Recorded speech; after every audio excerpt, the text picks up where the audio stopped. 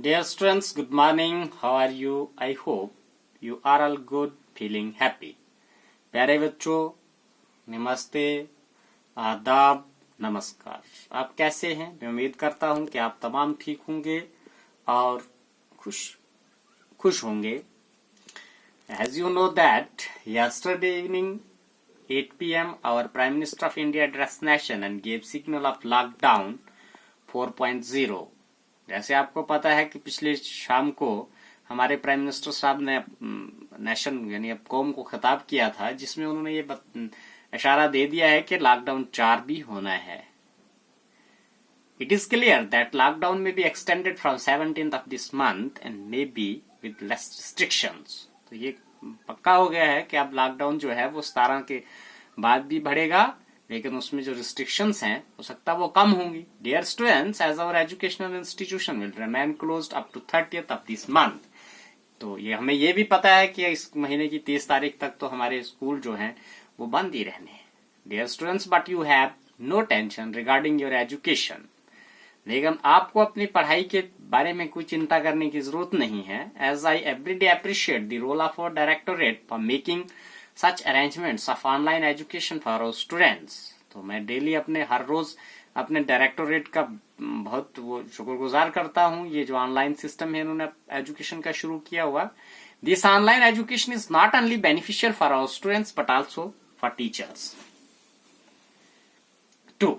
तो ये जो ऑनलाइन एजुकेशन का सिस्टम है ये सिर्फ हमारे बच्चों के लिए ही फायदेमंद नहीं है, बल्कि हम टीचर्स जो हैं उनके लिए भी बहुत फायदेमंद है। We remain busy in making e contents for our students which is very good way of passing our time in this lockdown. तो हम मेहनत करते हैं, अपने बच्चों के लिए ये कंटेंट बनाते हैं, उसके लिए मटेरियल ढूंढते हैं, उसके बारे में सोचते हैं, और ये बहुत ही अच्छा तरीका है अपना जो वक्त गुजारने का इस लॉकडाउन में। Dear students, let us come to our topic of the day. आओ अब हम अपने आज के दिन का जो टॉपिक है उसके बारे में बात करते हैं। Today we are going to learn about noise pollution. तो आज हम नॉइज पोल्यूशन के बारे में सीखेंगे। नॉइज पोल्यूशन क्या होता है? शोर, जिसे हम जैसे एयर पोल्यूशन होता है, हवा की आलूदगी, इसी तरह नॉइज पोल्यूशन होता है शोर की आलूदगी, यानी जो शोर होता है उसका भी पोल्यूशन होता है। Dear students, as you already know about air pollution. प्यारे बच्चों, आपको पहले ही हवा की जो आलूदगी है वो क्या होती है उसके बारे में पता है।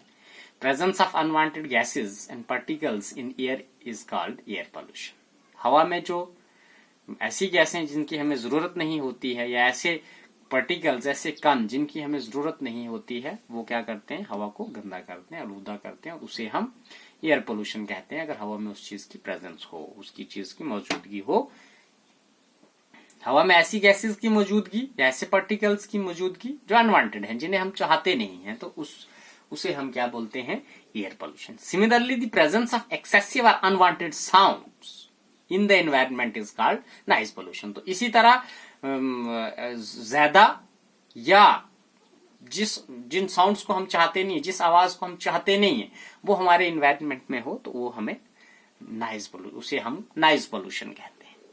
Dear students, can you list some of sources of noise pollution? तो प्यारे बच्चों, आप जो नॉइज पोल्यूशन यानी जो शोर करने वाली चीजें हैं उनकी आप लिस्ट तो बना सकते हैं।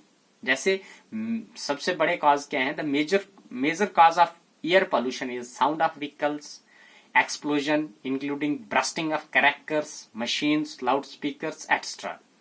तो सबसे बड़ा जो हवा की जो नॉइज पोल्यूशन है, जो शोर मचाने वाली चीजें हैं, वो क्या है? गाड़ियां, एक्सप्लोजन जैसे धमाके होते हैं, इंक्लूडिंग ब्रस्टिंग ऑफ क्रैकर्स, जो हम पटाखे फटाते हैं, बच्चे फटाते हैं, कोई फटाता है, दीपावली भी पटाखे फटाए जाते हैं।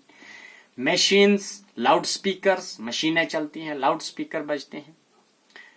तो इसके अलावा what sources in the home में लीड टू नॉइज पोल्यूशन? तो हमारे घरों में क्या ऐसी चीज है जिससे हमें शोर होता है?